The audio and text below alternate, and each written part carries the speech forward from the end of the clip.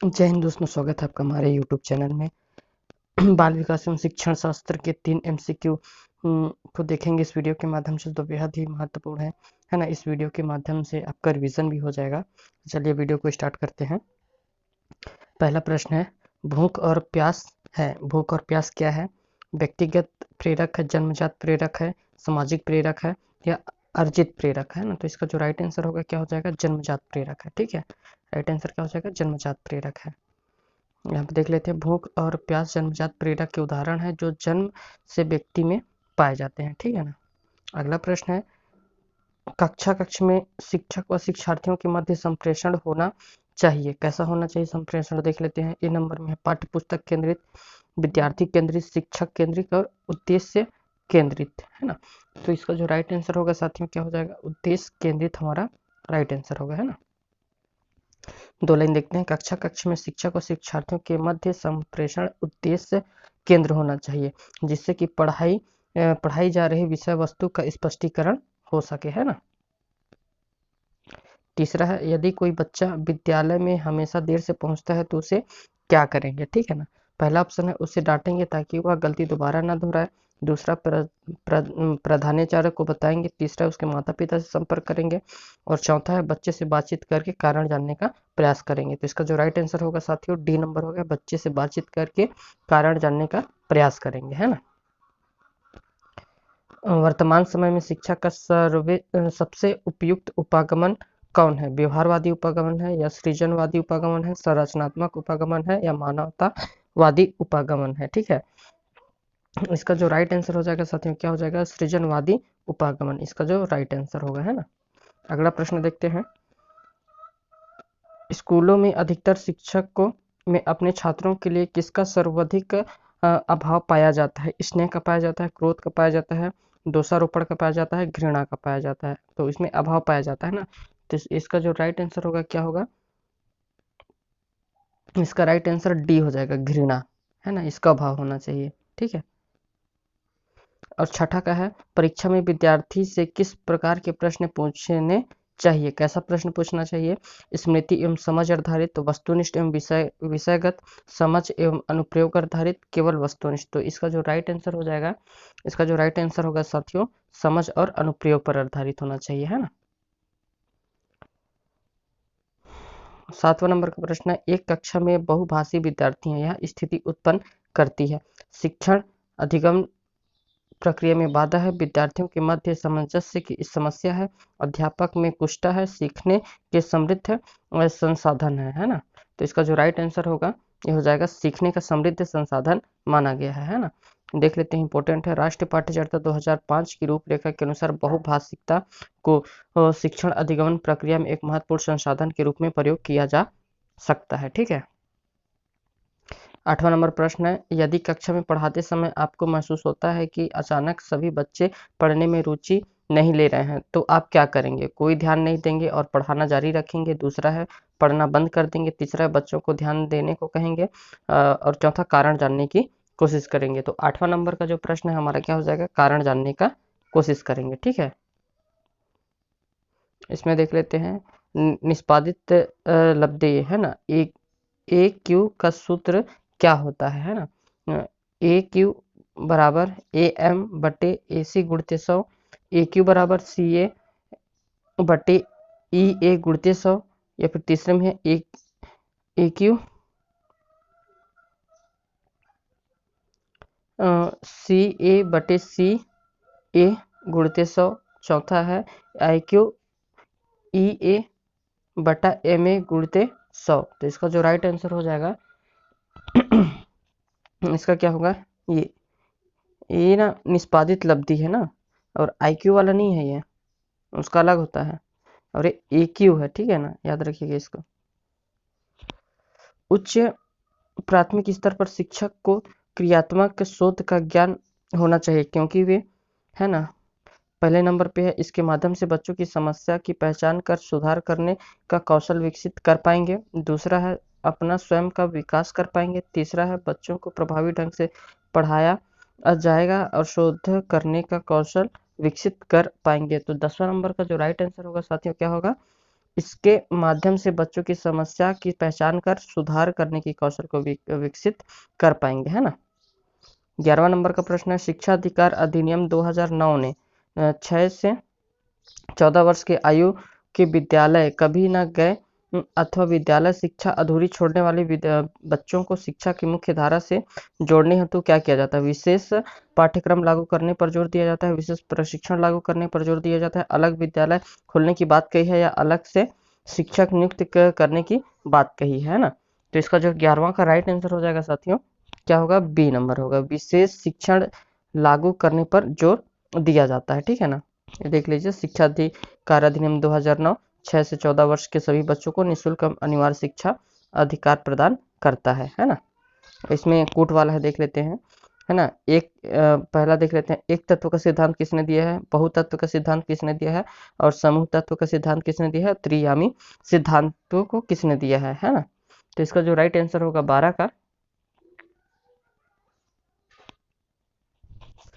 एक तत्व सिद्धांत, है ना। किसने दिया है ये? बहु सिद्धांत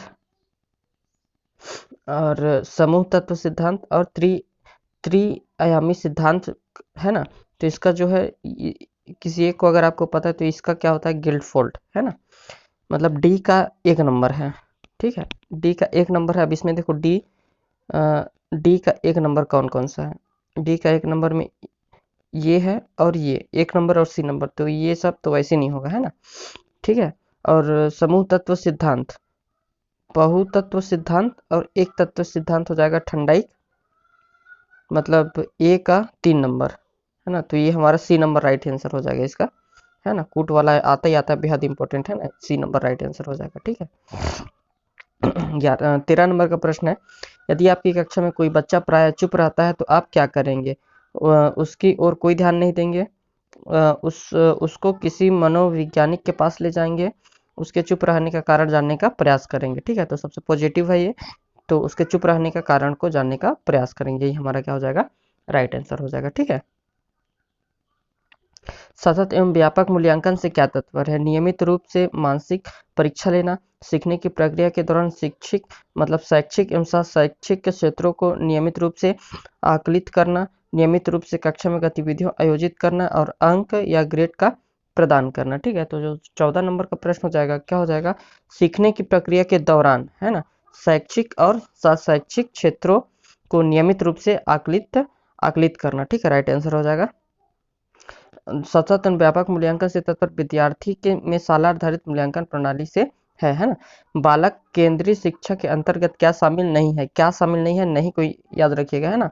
गृह कार्य प्रदान करना, बालक को प्रश्न पूछने के लिए प्रेरित करना, बालक के अनुभव को प्राथमिकता प्रदान करना, बालक की सृजनात्मकता को बढ़ावा देना। तो जो हमारा 15 नंबर का राइट आंसर हो जाएगा, क्या हो जाएगा, गृह कार्य प्रदान करना, है ना। ये नहीं हो जाएगा, है ना, नहीं पूछा है तो नेगेटिव ऑप्शन यही है, ए नंबर इसका राइट आंसर हो जाएगा, ठीक है। 16 का है, प्रभावशाली बालक या बच्चा है जो अपने उत्पादन की मात्रा, दर तथा गुणवत्ता से विशिष्ट है ना। यह कथन किसका है? तो टर्मन और ओडम द्वारा दिया गया है, कैरर और मार्टिन्स द्वारा दिया गया है, या R.W. टेलर द्वारा, या इनमें से कोई नहीं। तो इसका जो राइट आंसर हो जाएगा 16 का, क्या हो जाएगा, R.W. टेलर द्वारा यह कहा गया है ना, इंपॉर्टेंट है। और 17 है, बच्चों को सीखने सिखाने की प्रक्रिया के दौरान वे उस कार्य को किस प्रकार से कर रहे हैं, इसकी जानकारी इन्हें कैसे हो रही है ना। क्या करके देखते हैं ऑप्शन में, कार्य समाप्त होने के पश्चात दी जानी चाहिए, कार्य करते समय सतत रूप से देनी जानी चाहिए, कार्य के बीच एक बार दी जानी चाहिए, इसकी आवश्यकता नहीं है। तो 17 नंबर का जो राइट आंसर होगा, क्या होगा, कार्य करते समय सतत रूप से देनी चाहिए, है ना, जानकारी। अगला देख लेते हैं 18 नंबर का, यदि आपकी कक्षा में कोई बच्चा अधिगम अक्षम हो तो आप क्या करेंगे, है ना, क्या करेंगे, उसकी ओर ध्यान नहीं देंगे, उसकी अक्षमता किस प्रकार की है या जानकर उसको सिखाने का प्रयास करेंगे, उसकी अतिरिक्त कक्षा लेंगे, उसकी बैठक व्यवस्था कक्षा में बुद्धिमान व्यक्ति के मतलब बुद्धिमान बच्चों के साथ करेंगे, है ना। तो जो 18 का राइट आंसर हो जाएगा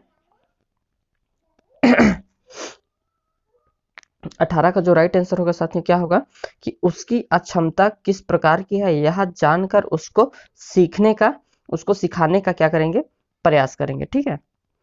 19वां नंबर का प्रश्न है राष्ट्रीय पाठ्य चर्चा रूपरेखा 2005 की संस्तुतियों के संबंध में कौन सा कथन सत्य नहीं है ना। विद्यालयों की राजनीति से मुक्त रखना, ज्ञान को बस जीवन से जोड़ना, राष्ट्रीय के प्रजातांत्रिक मूल्यों का सम्मान करना, परीक्षाओं में लचीलापन लाना, है ना। तो सत्य नहीं है पूछा है, ठीक है ना, ये सत्य नहीं है पूछा है, तो 19 का क्या हो जाएगा हमारा, ए नंबर हो जाएगा। ठीक है, क्योंकि ये बोला है विश्वविद्यालयों को राजनीति से मुक्त रखना चाहिए, ये नहीं है ना।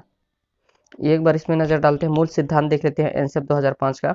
विद्यालय से बाहर जीवन को जोड़ना इंपॉर्टेंट है, पढ़ाई को रटन प्रणाली से मुक्त करना, है ना, पाठ्य चर्चा पुस्तक केंद्रित ना रहा जाए और कक्षा गतिविधि से जोड़ा जाए, इससे लचीला बनाया जा सके, राष्ट्रीय मूल्यों के प्रति अस्थवासन विद्यार्थी तैयार हो, राष्ट्रीय मूल्यों महत्व के बिंदुओं को पाठ्यक्रम में शामिल किया जाए। ठीक है, सभी इंपॉर्टेंट है। 20वां नंबर का प्रश्न है बच्चों के भाषी विकास के लिए जरूरी है कि, ये नंबर देख लेते हैं, उनको अधिक से अधिक अपने विचार व्यक्त करने के अवसर देने चाहिए, भाषीय कौशल के विकास हेतु गतिविधियां आयोजित की जानी चाहिए, लिखित पढ़ना बोलना सुनना का प्रयास करना चाहिए, उपयुक्त में से सभी। तो जो 20वां नंबर का राइट आंसर हो जाएगा, क्या आ जाएगा, उपयुक्त में से सभी, डी नंबर। ठीक है। कक्ष में बैठक व्यवस्था कैसी होनी चाहिए, ए नंबर, कक्ष में कराई जा रही गतिविधियों के अनुरूप रोज एक जैसी होनी चाहिए, एक ही लाइन में बच्चों को बैठाना चाहिए, इस प्रकार से हो कि एक दूसरे से बच्चे बात ना कर सकें, है ना। तो 21 नंबर का जो राइट आंसर हो जाएगा, क्या हो जाएगा हमारा, ए नंबर, कक्ष में कराई जा रही गतिविधि के अनुरूप होनी चाहिए। ठीक है।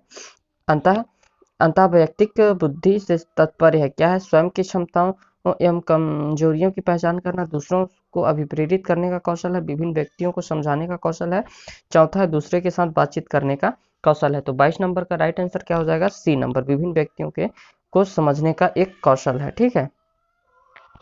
और वर्तमान समय में शिक्षक की भूमिका है ज्ञान देने वाले की, सुगमकर्ता की, मित्र की और प्रबंधक की। तो इसका जो राइट आंसर हो जाएगा, क्या हो जाएगा, सुगमकर्ता की। ठीक है।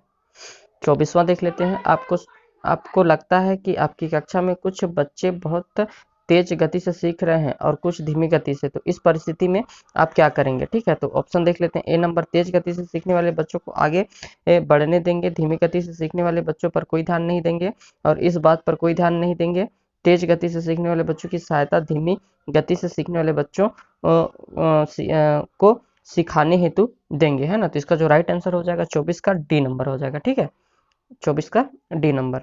25 नंबर का प्रश्न देखते हैं, शिक्षण अधिगम प्रक्रिया की दृष्टि से एक अच्छा शिक्षक वह है जो कक्षा में बातचीत रोकने में सफल होता है, बातें करने वालों को दंडित करता है, उदासीन है जो सोचता है कि बातचीत को सीखने के संसाधन के रूप में उपयोग किया जा सकता है। तो इसका जो राइट आंसर है, क्या हो जाएगा, डी नंबर हो जाएगा। ठीक है।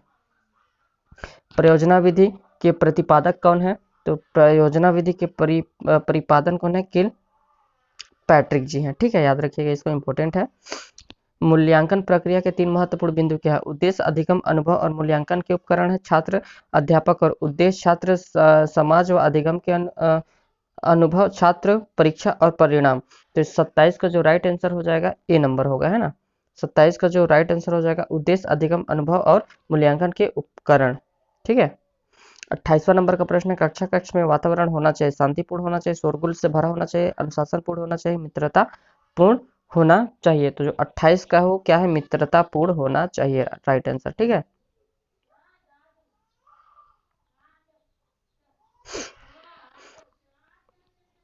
उनतीस नंबर का है, कठोर शिल्प उपागमन किस सिद्धांत पर आधारित है ना। ऑप्शन देखते हैं, औद्योगिकी का, इंजीनियरिंग का, व्यवसायिक का और अनुदेशन का। तो जो 29वां नंबर का राइट आंसर हो जाएगा, क्या हो जाएगा, इंजीनियरिंग का। ठीक है। लास्ट प्रश्न आज का, किशोरावस्था में बच्चे किस प्रकार की समस्या का सामना करते हैं, है ना। शारीरिक और मानसिक परिवर्तनों से सामना करते हैं, अपने साथियों में समायोजन करना, अपने माता पिता से समायोजन करना, पढ़ाई संबंधी समायोजन करना। तो जो 30 का हो जाएगा, क्या हो जाएगा, कि समस्या का समाधान करते हैं, पढ़ाई संबंधित, है ना, ये समायोजन करते हैं। ठीक है। इसमें देख लेते हैं, किशोरावस्था 11 वर्ष से अधिक, इस अवस्था में बालक सामान्यतः शारीरिक मानसिक रूप से कठिनाई महसूस करता है। सॉरी, इसका राइट आंसर क्या हो जाएगा? शारीरिक और मानसिक परिवर्तन। ठीक है, इसका राइट आंसर हो जाएगा। आज की वीडियो में इतना ही दोस्तों, धन्यवाद।